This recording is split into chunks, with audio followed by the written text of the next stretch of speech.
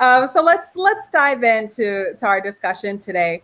I see some comments are already coming through in the Q&A. So let's start off with a question for you, Christine, and then I'll go over to you, Sanjay. So first up, what would you say, Christine, is the hardest part of acquiring customers using digital channels? We talked earlier about this. You could go one or two ways. You can put up a listing on Marketplace and hope people will come. That's one strategy.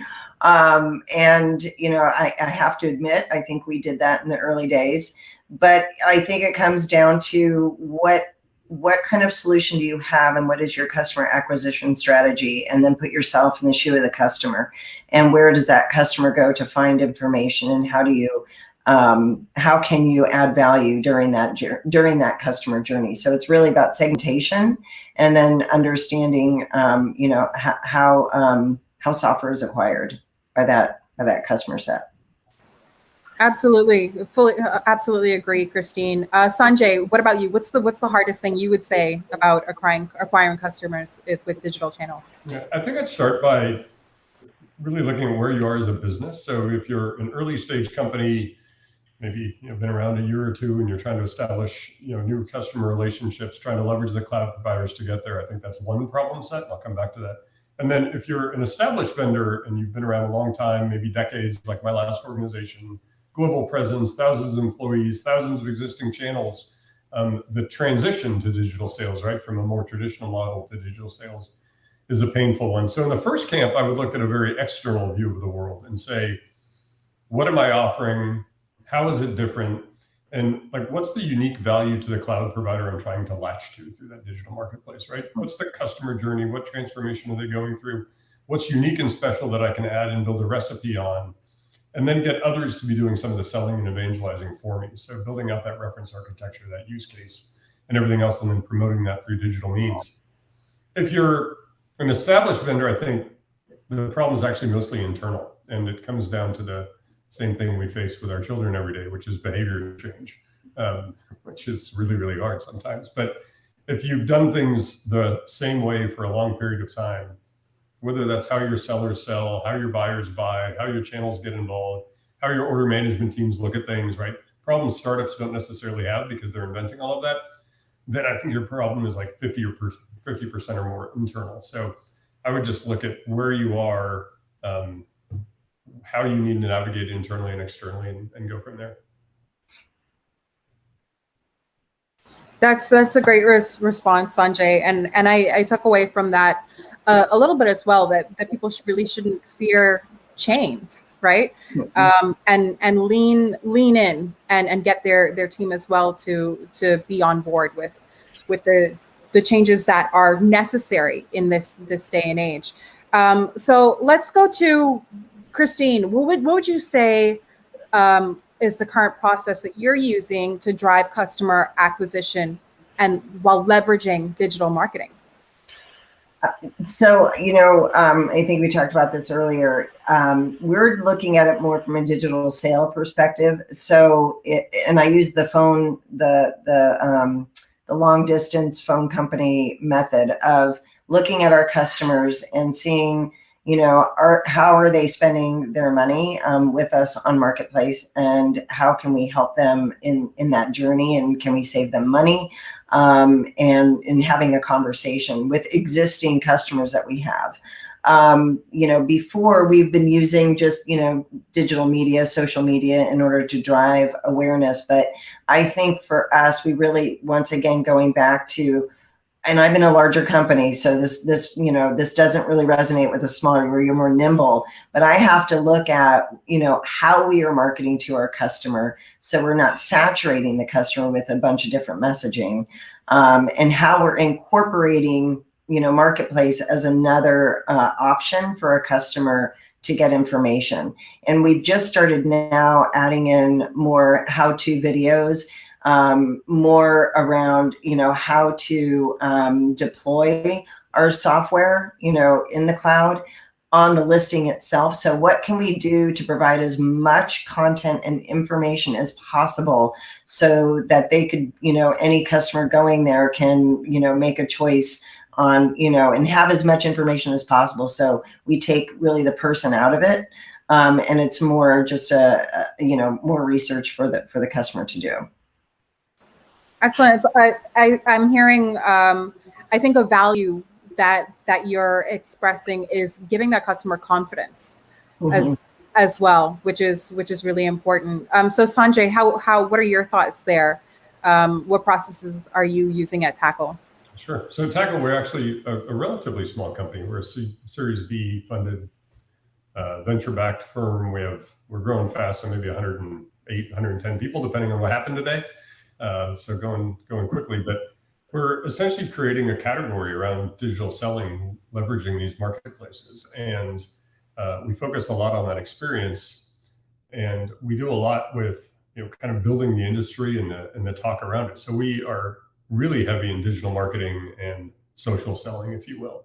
And if you look at it from a lot of product companies, they're pivoting to a product-led growth strategy where instead of going out and employing a big sales force to go out and talk to customers and run proof of concepts and to defeat competition, they're leading with product. And they're finding easy ways through digital marketing and digital selling means, and some of the stuff Christine talked about, to let customers discover and get great information and trial and evaluate products in their own environments before they have to make a purchase decision. So in a similar way, while Tackle has a SaaS platform, the other thing we have is a ton of knowledge around marketplaces. And it's still a really young field, as you alluded to, right? Maybe 1-2% of the overall B2B software supply chains flowing through these marketplaces. So we've assembled 100 and something people out of maybe 200 on the planet that are really, really good at this. So we pump a lot of that knowledge back out into our digital marketing to just help everybody get more educated and think about the personas that get touched in this journey as companies embrace digital. And we just want to be thought leaders. So we use that thought leadership as in our intellectual capital, almost like a product-led growth strategy. Yeah. Excellent. Thank you, Sanjay. So using that strategy sounds, very successful. Loving how you are kind of taking the lead in that space as well at Tackle, which is very, exciting. So let's talk about next because we all know, and we've said, early on in this session, that marketplaces are really shaping the new game planning for B2B customer acquisition, right? There's a whole new landscape that we're coming upon. So what are your strategies, Christine, we'll start with you, for driving the marketplace as core to digital selling? Sure. I always say I stumbled upon building a digital channel. We started on the journey really looking at a lot of the tools and resources that AWS had put into their marketplace, right? They invested a lot into that platform.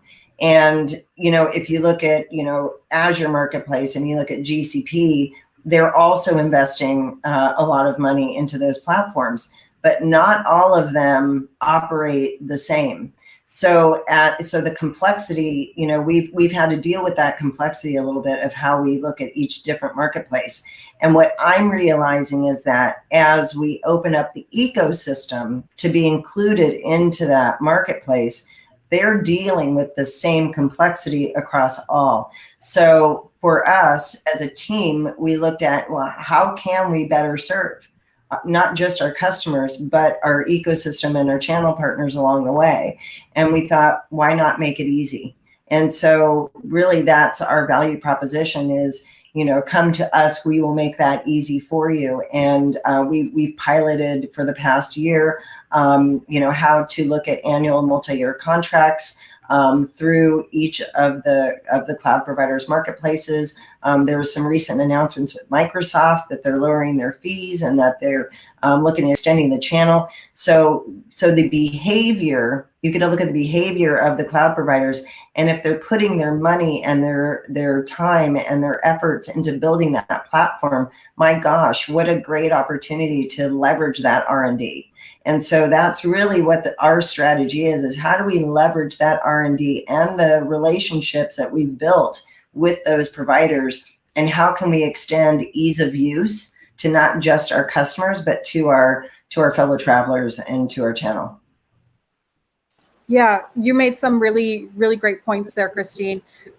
Especially about making it easy. I find that a lot of companies seem to almost fear that for some reason, and then the making it easy piece ties into really creating access for folks, and making it accessible, approachable, attainable. Right. So Sanjay, in regards to digital selling as well, what are your strategies that are driving the marketplace as core there? Yeah, at Tackle, we like to say we drink our own champagne. So almost all the business we do is through the marketplaces, all the big ones, and it helps us help our own customers, our ISVs, ranging from small startups to some of the biggest companies in the world, do the same. So navigating the likes of an AWS and a Microsoft and Google isn't easy, right? There are potentially hundreds or thousands of folks that could influence your fate positively or negatively. And on the one hand, it can be really daunting, right? You go out into these marketplaces and you see thousands of vendors listing maybe 7, 8, 10,000 products. And you think, how am I going to get my voice heard? But it's really early days, as we pointed out. But the good news is that to Christine's point about investment, the investment's been there from the cloud providers, and the customer uptake is actually pretty tremendous, early, but tremendous. So some of the biggest brands on the planet have already pivoted towards marketplace buying, and the wave is going. So really what you need to do is position your surfboard in the right place to get ahead on that wave. So it gets back to the cloud providers want to deliver customer outcomes, and they can't do it all themselves, right? If you're at an AWS or a Microsoft, and you're part of a marketplace team, or maybe a storage team, or maybe a compute team, you're competing against 200 other teams for resources.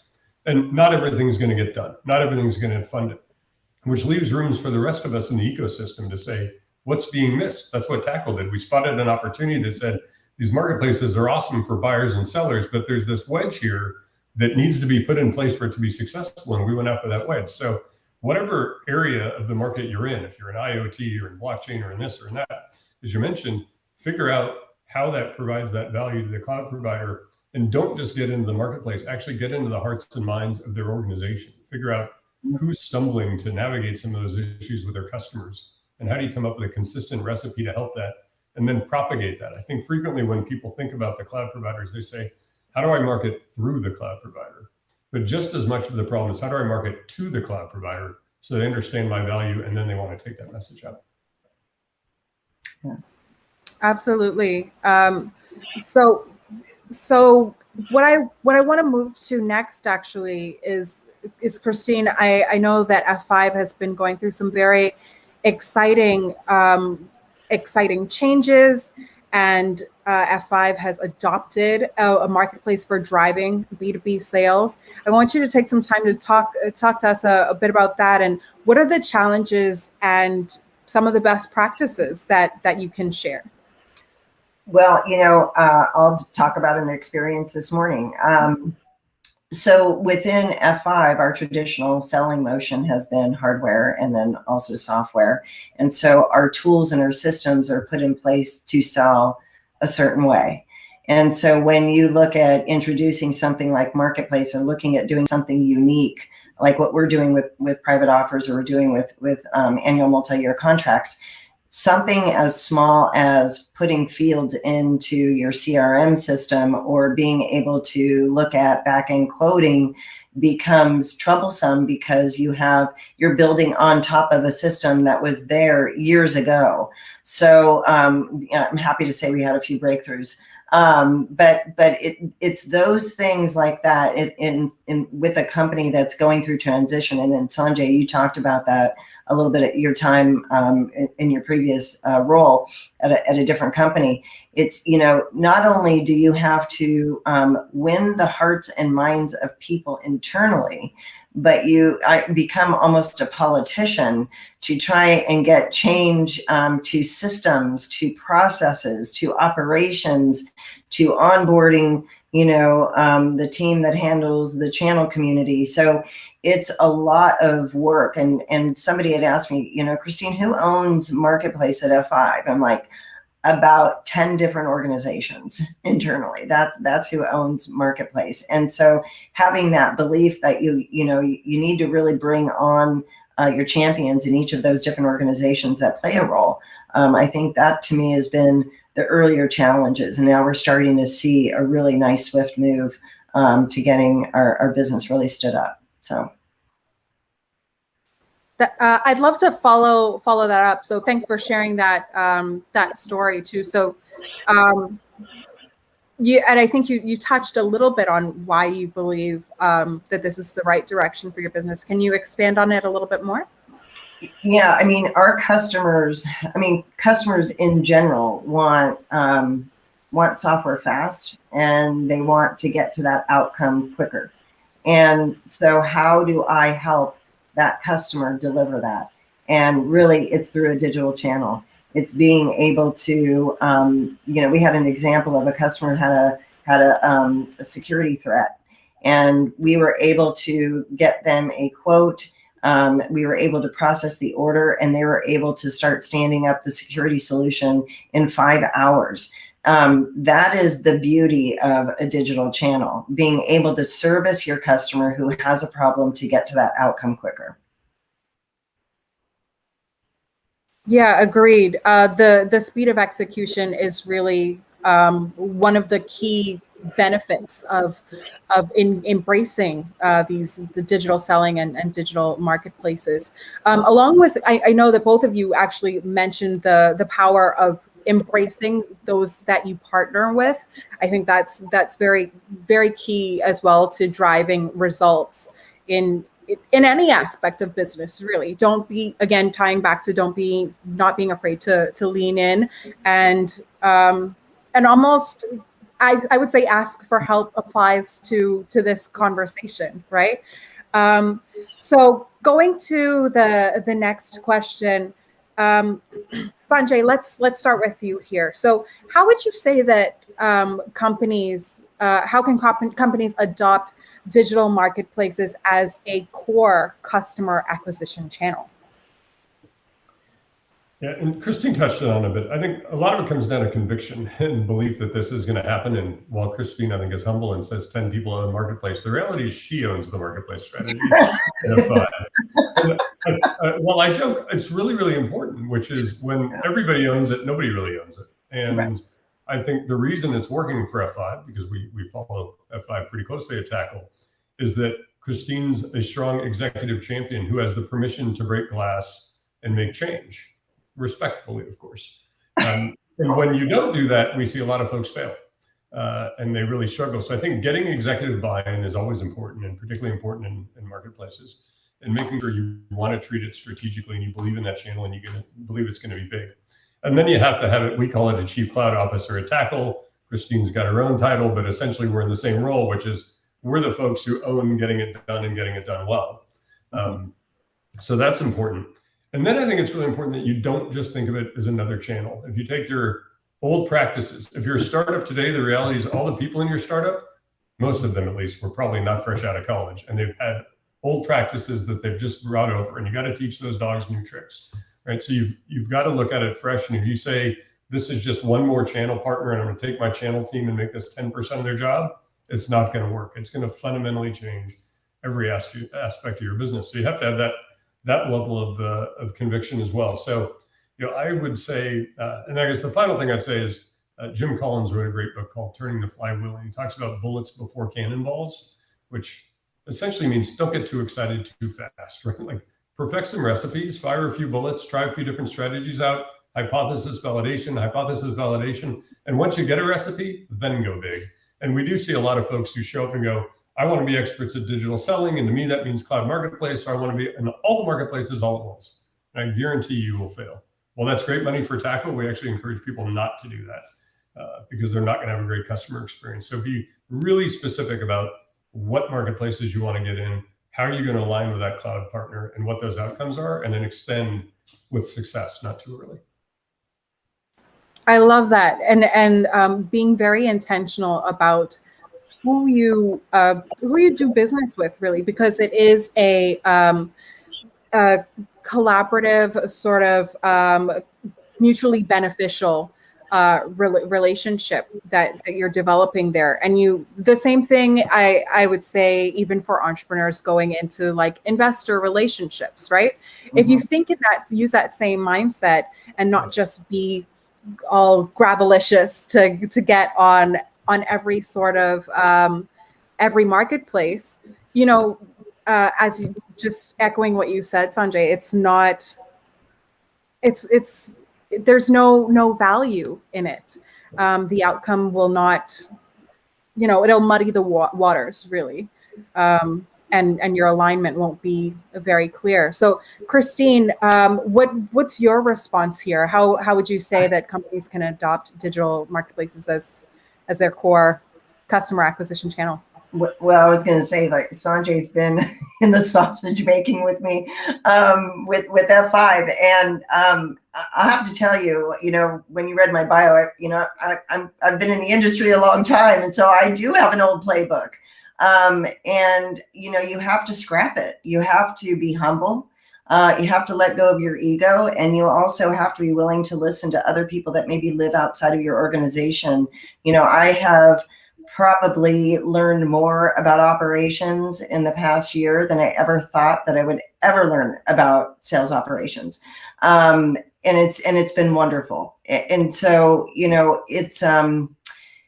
did trial a few things and we bumped into a few walls. And in fact, I told my team, you have full permission to, bump into a wall or two to figure this out. We also were sprinkled on with a few acquisitions, company acquisitions. That's when I was like, okay, uncle, I'm calling tackle because I need some help. We really didn't try to look at every marketplace the same. We started with one and we said, let's figure this out a little bit. And then now we'll use that as a baseline for a few others. And that's worked really well. But, take away the ego, take away the playbook, take away, this is how we used to do it. If somebody on my team says, well, that's not how we used to do it, it's like, oh my gosh. You have to just look at this with like full creativity, a blank canvas. Excellent. Very, very well said, Christine. And I think your two responses, Christine and Sanjay, really throughout this whole panel so far, really very complement each other so well. So to our final question to each of you before we start taking a few from the audience that's joining us today. Sanjay, what would you say are some tangible steps that companies can take today to embark on this journey? I'd start by really figuring out what segment you're trying to address. What's not your go-to-market motion, but where are you trying to direct it? And then I would look and say, who are the folks in the ecosystem that are already playing there that I can leverage, right? It's hard to get a voice as a small company. But if you can figure out how to be a barnacle on a whale that's moving really fast, you're in great shape. So I'd figure out what's the market I'm trying to address and who's best at it. And how do I stand on the shoulder of those giants to get my own voice heard and to get my company noticed? And then I would spend a lot of time understanding, how does that giant do business, right? What is their route to market? Because there's a good chance that whether you're a small company or a large company, you're not as big as the cloud providers, and you're not going to mimic their organization. But understand it and understand what areas of that organization are best suited to help you. And then make sure you understand how they win.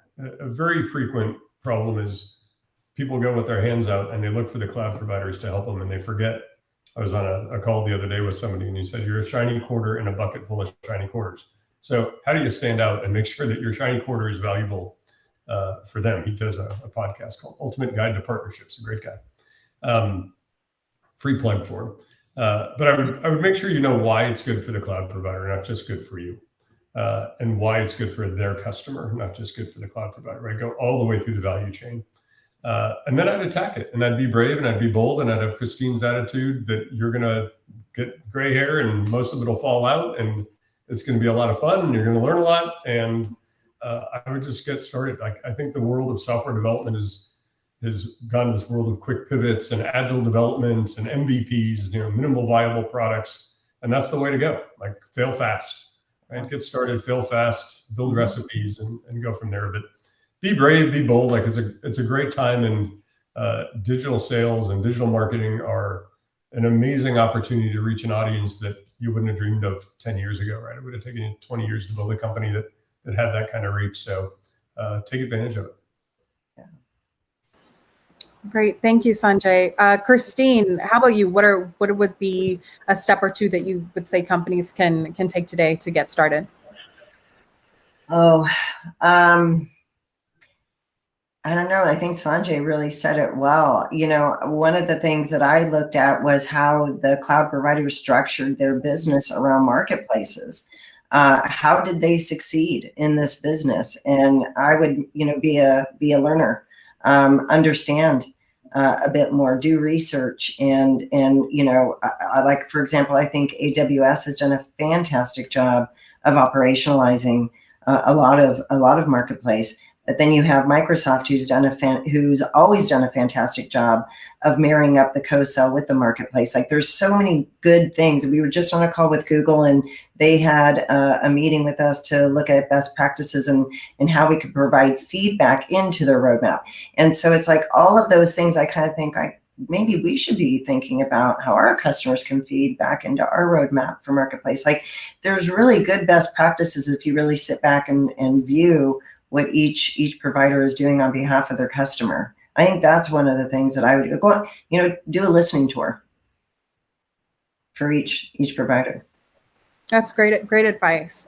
And I know when we were preparing for this discussion, we talked a little bit about any sort of resources that you would recommend. Do either of you have some kind of a tool or a playbook or something that I know, Sanjay, you referenced some podcasts and books, something that our listeners can turn to that would provide additional value to them from this conversation. Sanjay, I'm going to plug the Tackle.io website. Perfect. We love that. Honestly, they have the cloud report. They have the marketplace report. They've done extensive research. I've gotten a lot from that myself. You know, I've read a lot of those blogs and a lot of the articles. There's been a lot of investment into that. And personally, I find that very, very valuable. You know, and so I thought I would plug your website because I've gotten a lot of from that. Awesome. Great recommendation. We appreciate it. Yeah. And our website's actually full of great stories from folks like Christine. So we do, after spending a long time in security where no customer wanted to talk about their security solution, at Tackle, all our customers want to talk about their marketplace journey. So it's awesome. And you'll find lots of things we've written in blogs and guides on how to marketplace well and persona-based stuff. But I think more importantly, you'll find a lot of information and videos and webinars from folks like Christine that have been on the journey. If you're a young company and you're a SaaS company, I love the content that SaaStr puts out. I think it's a great place to learn amongst your peers. So I would encourage you to do that. And then I think anything you can figure out on, you know, if you want to do business with Microsoft, go get Azure certified. If you want to do a business with AWS, go get AWS certified. While there are a lot of commonalities, the language is different, the approach is different. So I would certainly use the things they put out there as guides. AWS, I think is out there now, is, you know, launching kind of a how do you marketplace correctly, right? Or how do you do it with them correctly? So just sponge up everything you can. And I think the great thing about this community is it is young and everybody wants to talk and share, right? So if you're thinking about a digital selling journey, go figure out who's great at it and reach out to them on LinkedIn and ask to share knowledge or to just sponge up knowledge. And I think in the early days of category creation like this, everybody wants to support the community because we all rise up. So I would be bold and do that every day you can. I love that. And at Women in Cloud, we have kind of a slogan that we use often. You know, economic access is the tide that lifts all boats, and together we rise. So I think that ties into what you said, Sanjay, really, really well. So now I want to take it over to some questions that we've had coming from the audience. So the first one is from someone that says, I don't know potential customers enough, and very likely not able to until I establish in-person connections with them through sales, for example. So how would you recommend that I bridge that gap? I still find in-person meetings and through connections are the best way to introduce my services to potential customers. So either of you want to take a response there to how to bridge that gap? Yeah, I might take a controversial answer, which is I'm not sure that's the way the customer wants to talk to you. And more and more customers are moving towards, from a very high touch sale to a very low touch or even purely tech touch sale. And there's some great writings about this that you can find. But customers want to go on a journey, and some of the big industry analysts will tell you by the time they talk to the vendor, they're 70% of the way through the process. They've evaluated multiple solutions, they're down selecting, and now they want to talk to you maybe to figure out the specifics of a deployment in their environment, or their architecture, or how you comply with a certain regulation, or maybe just want to talk about an enterprise deployment and a great discount. But they've done a lot of that work. So I would really take a look back and saying, are you making yourself available to your customers in the way they want you to be available?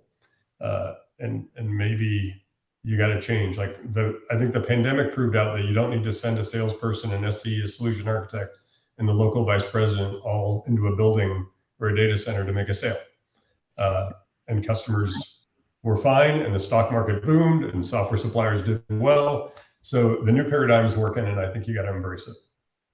Right. I would just add to that and say, almost if you look at business relationships, it's almost like what has come about from the pandemic and moving to low touch or no touch, business development or partnership development is really the way forward. And people, just like you're saying, Sanjay, people have, there's so much noise in the market. And like you said, they would have done their research by the time they get to you anyway. So making yourself stand out and being able to stand out in that digital space as that shiny quarter in the bucket of shiny quarters, right?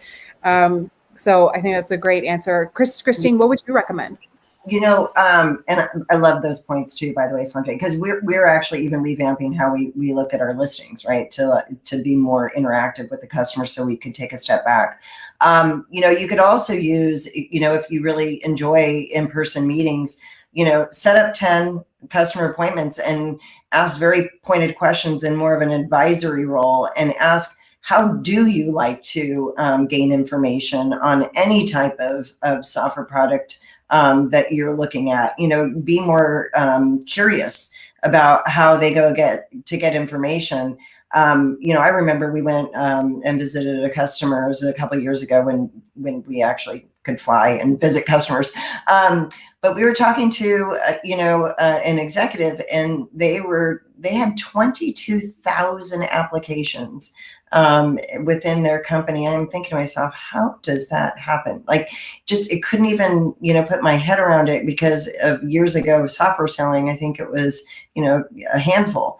And so there's this chaotic, homegrown development. And so it's understanding really where is the customer at with their development, and how do they like to acquire information, and what is the best fit for them? So take more of an advisory role. Right. And, the business relationship is the same as, or not the same as, very similar to other relationships, right? You want to have an understanding, and it's not, Christina, I like what you said, continuing to support that, having an advisory conversation rather than being very take. Here's what, creating that give and get access, right? To make that conversation really stick out. How can you do business better by working together? Yeah, especially in the early stages of building a business, having that sense of curiosity is so key, because the customers will be very honest, because they want something. They want easy. They don't want to buy software. They want to hire it. I always say this. They want to hire it to do a job. So how do you fill that position quickly? And they'll let you know. Yeah. I think the other thing I'd advise, if to the person who asked the question, clearly they're a great relationship builder. They want to get in person to do that, and probably create some pretty differentiated relationships. So how do you help your customers that you have already? How do you give them a platform to tell your story, like Christine's telling for Tackle, which is amazing, and we're so fortunate to have folks like that. But a lot of folks want to go out and share their success and talk about it. So if you've got only 5 customers today, really nurture those 5 and get them to be your advocates out there. And maybe that can play to your strength a little bit, but also take it into some digital means and some maybe less traditional means for you. And you'll get a little comfortable being uncomfortable in those things. But leverage at least a bit of what you have today. Excellent responses. So let's go to the next question from the audience.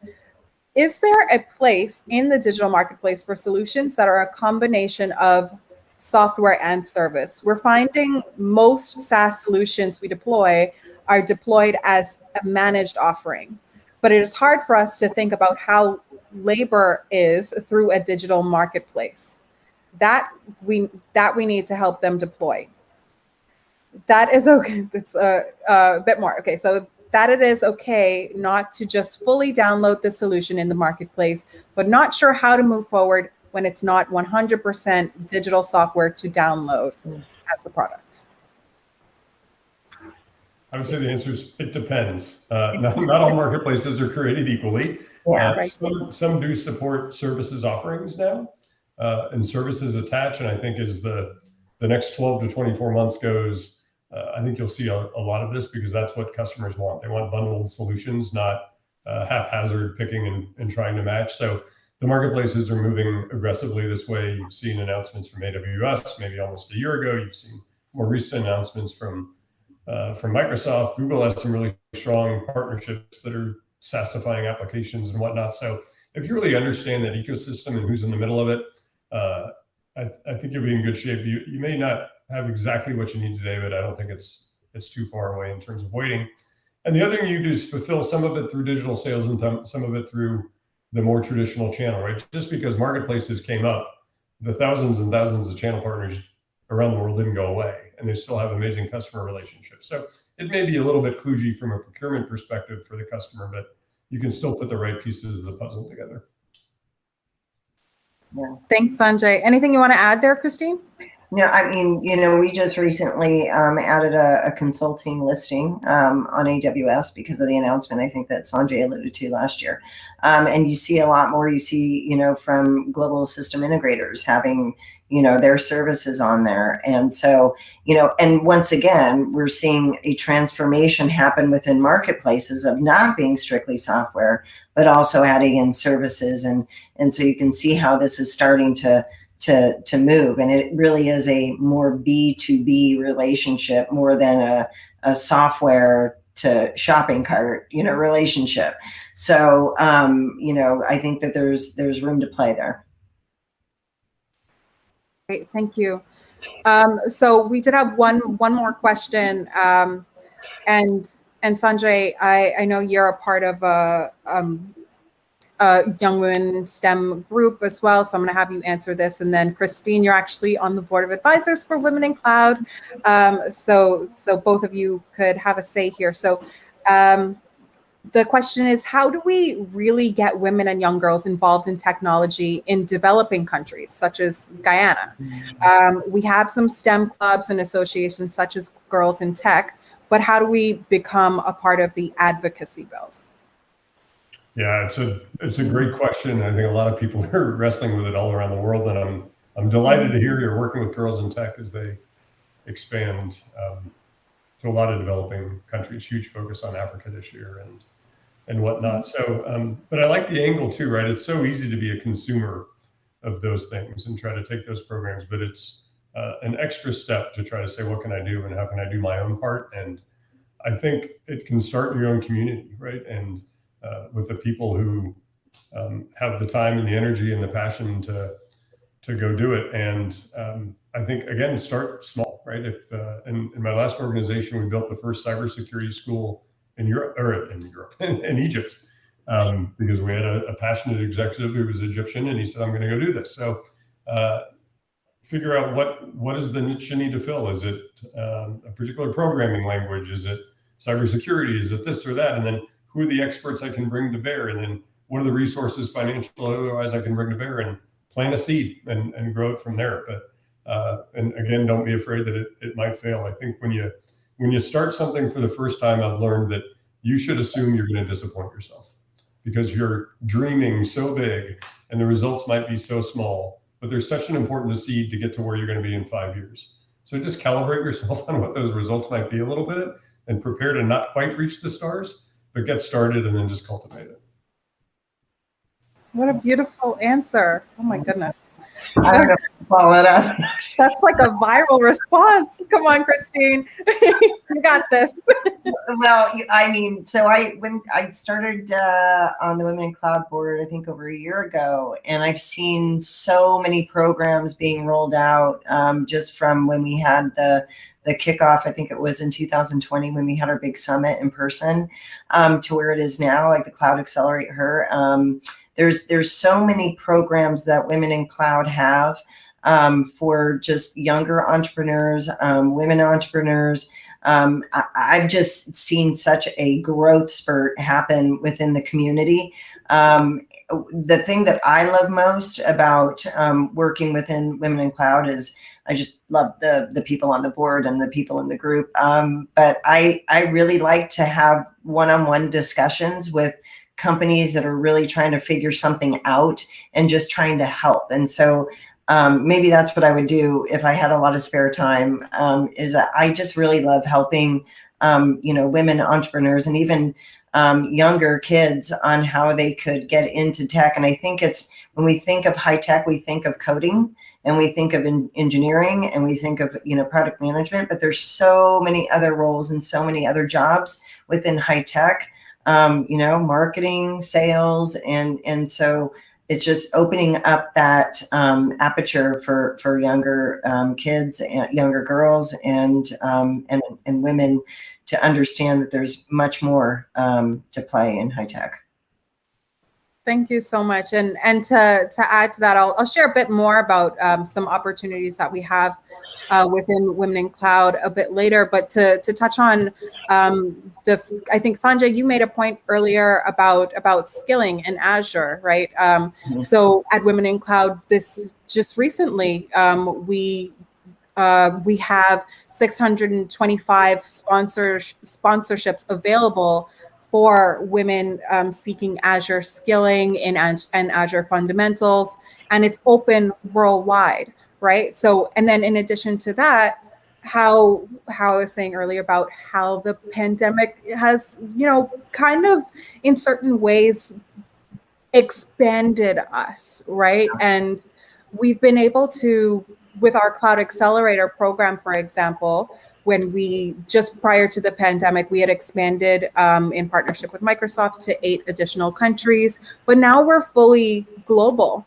And we're able to have that connection and have sessions with industry leaders like Sanjay and Christine in an intimate digital setting with our women tech founders that are looking to build and grow their businesses using digital marketplaces, becoming enterprise ready, understanding how to build and nurture those relationships for enterprise, finding investors and funding. So there's a lot of different areas out there. And to those of you that are watching, I encourage you to learn more at womencloud.com and join us on the WIC Digital Network.